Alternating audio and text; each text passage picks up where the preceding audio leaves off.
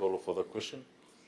Madam Deputy Speaker, honourable members of Parliament, Government recognises the critical need of our maritime communities to access building materials at affordable transport costs, particularly given the high freight charges and limited shipping options to remote islands.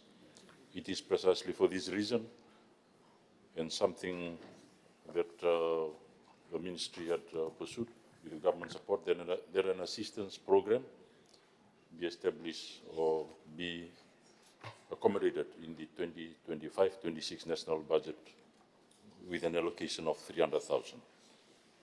This initiative directly subsidizes the transportation of building materials to maritime zones.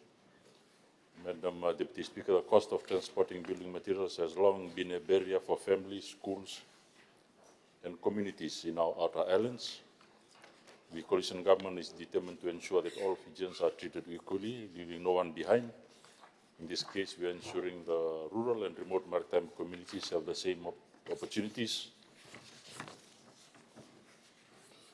for purchase and access of building materials as their counterparts on the main islands.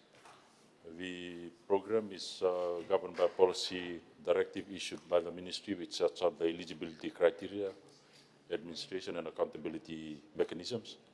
Assistance is strictly limited to the cost of transporting materials on government shipping services vessels and does not cover the purchase of materials or labor costs.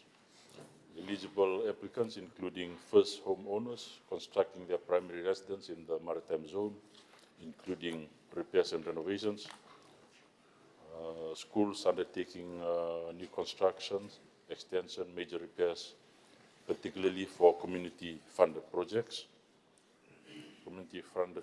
endorsed by village, provincial, or communities.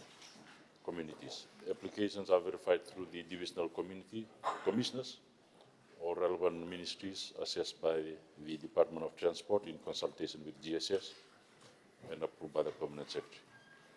No funds are paid directly to applicants. Instead, assistance is directly applied to the operation of government vessels carrying the approved shipments. To ensure transparency, the Department of Transport maintains full records and submits quarterly reports on beneficiaries, projects, and expenditure.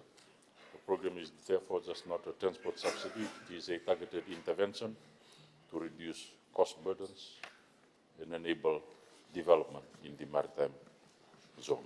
Thank you.